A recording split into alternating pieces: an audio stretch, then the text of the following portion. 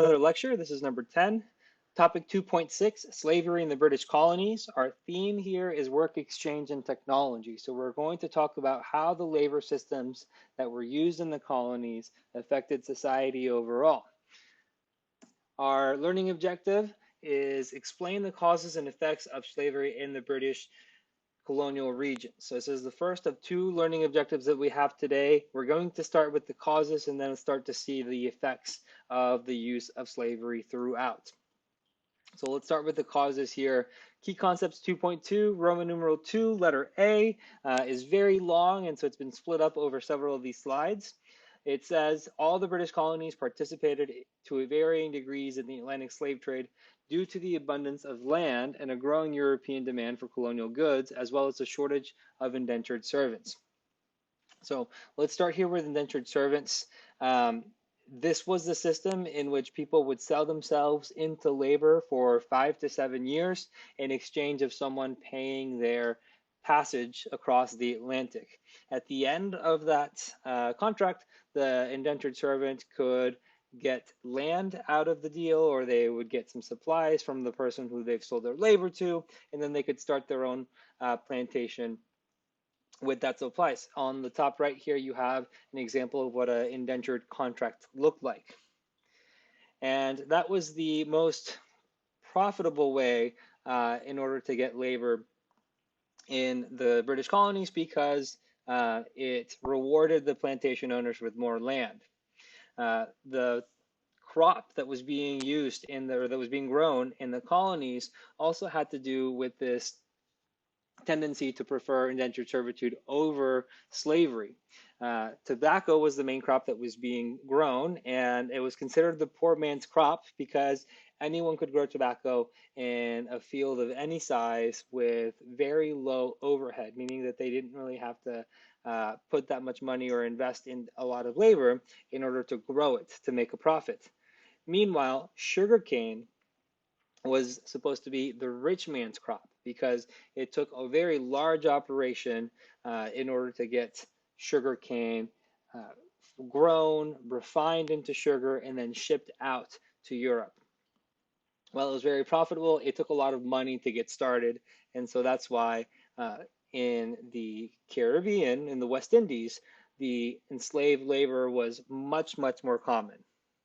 But as land begins to grow scarce in the colonies, indentured servants stop receiving as much or as favorable land grants at the end of their contract, and they start to grow unhappy. We saw that unhappiness in Bacon's Rebellion and how they burnt down Jamestown because Governor Berkeley would not help expand the Virginia land grants into native territory.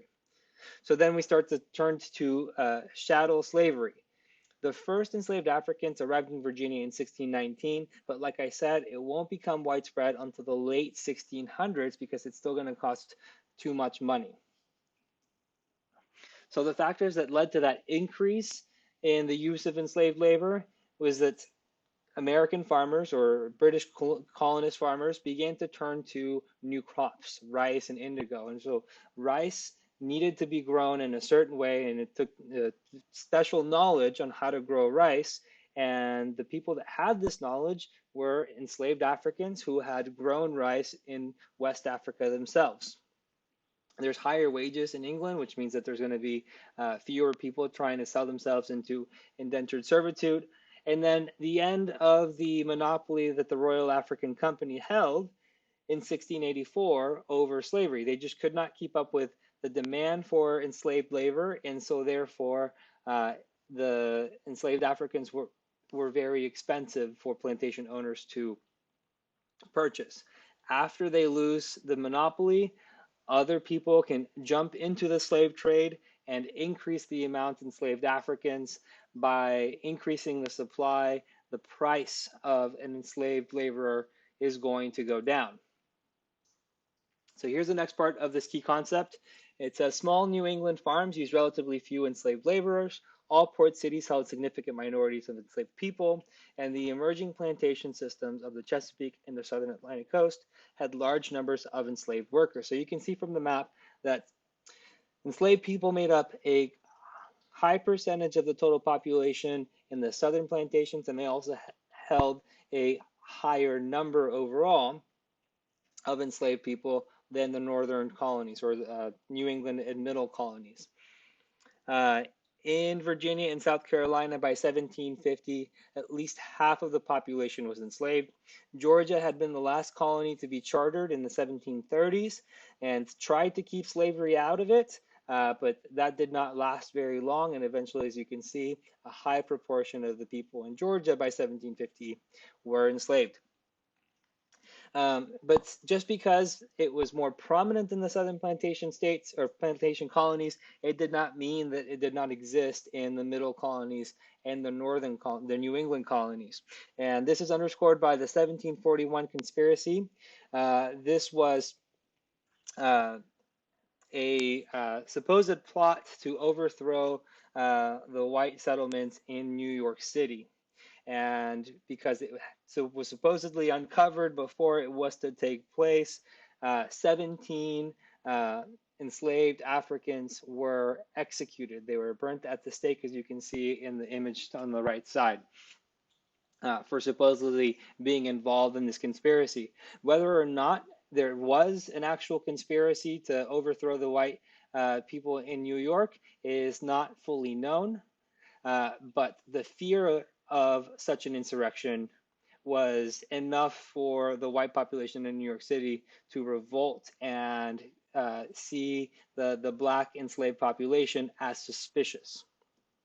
All right, and the last part of this key concept says, while the great majority of enslaved Africans were sent to the West Indies. So this is to underscore that the total amount of enslaved Africans that made it to the United States were actually a minority of all the enslaved Africans that were sent to North and South America. So an estimated 10 million were sent from Africa, and about 2.5 million died in transit. They never made it to North or South America. 4.8 million went to the West Indies. 360 to 600,000 went to North America. The estimates may differ. And the reason why the West Indies ended up importing more enslaved Africans is because life expectancy was lower in those sugar colonies. So they were more exposed to the elements, it was harder work, and so therefore they had a lower life expectancy. As enslaved Africans on these sugar plantations continued to die, they would import more and more. In the British colonies, they had better weather. The labor of planting tobacco or rice or indigo was not as strenuous as planting sugarcane, and so therefore they had a slightly better life expectancy. And so the further that you went north in the British colonies, life expectancy went up also, just as it did for the white population in those colonies.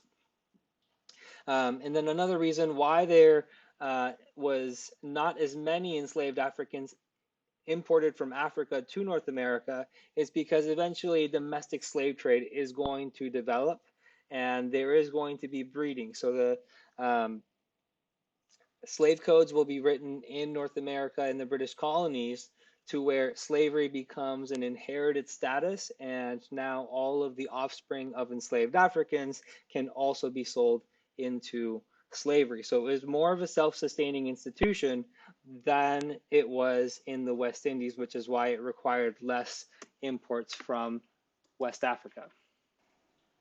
All right, so the last key concept for this learning objective deals with slave codes. It says, as chattel slavery became the dominant labor system in many southern colonies, new laws created a strict racial system that prohibited interracial relationships and defined the descendants of African American mothers as black and enslaved in perpetuity. So black codes arose because of a fear that white colonists would become outnumbered, as they eventually did in the southern colonies. They wanted a way to maintain control. And so, as the key concept said, they were trying to control the behaviors of the black enslaved laborers. These codes were set based on the previous codes that were being used in the Caribbean. So the Barbados Slave Codes of 1661 becomes the basis for the British colonists' slave codes. Massachusetts becomes the first colony to recognize enslavement in 1661 and recognize people as property. But in the 1690s, South Carolina enacts their slave codes, and then they will become the basis for further slave codes in the colonies. It puts the restraints on enslaved population. It forbids them from reading, from being able to read or learning how to read, from holding any weapons, from interacting with the white population without proper permission, and all of these were enforced by the white population, even if the white population did not own any enslaved Africans. So it was forced upon the entire society in order to try and keep control of the enslaved laborers. So the Virginia slave codes, they were the first ones to make slavery a status to be inherited. The wording of the law said that the offspring of a enslaved woman will follow the status of the mother. One other key thing that came from the Barbados Slave Code in 1661 is a clause that indemnifies colonists or enslavers from accidentally killing their slaves. It said, and it is further enacted and ordained that if any Negro or other slave under punishment by his master unfortunately shall suffer in life or member, which seldom happens, no person whatsoever shall be liable to any fine therefore. So that means that if an enslaver was punishing an enslaved person for something that they had done, for not having produced the things that they needed to produce for that day, and in that punishment the enslaved person died, it would not count as murder, and there would be no punishment for the enslaver whatsoever. On to the second learning objective of this topic. It says, explain how enslaved people responded to slavery. It begins with the key concept: Africans developed both overt and covert means to resist the dehumanizing nature of slavery and maintain their family and gender systems, culture, and religion.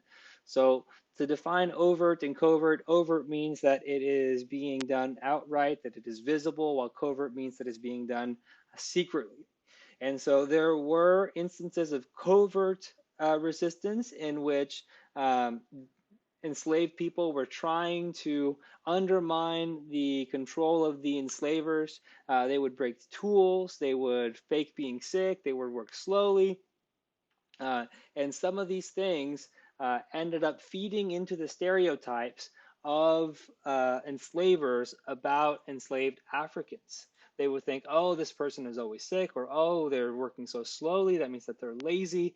And so it grew into stereotypes about Black enslaved people that would continue and be held by plantation owners and enslavers for generations to come.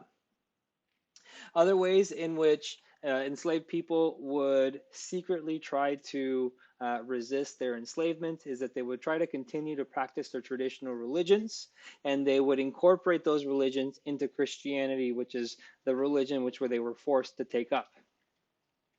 Now, they also had instances of overt resistance in which they publicly tried to resist slavery. And so there were slave revolts in New York in 1712, and then the Stono Rebellion in 1739. And these were instances in which enslaved people tried to take up arms against their enslavers, and they both failed and resulted in harsher slave codes and more restrictions against enslaved people in those areas. Another way in which they tried to resist their enslavement is that they would try to run away.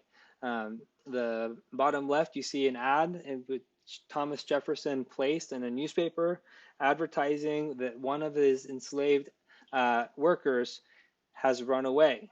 And so these runaway slave ads would be prominent throughout the entire South because the slave codes guaranteed the return of enslaved people after they had run away.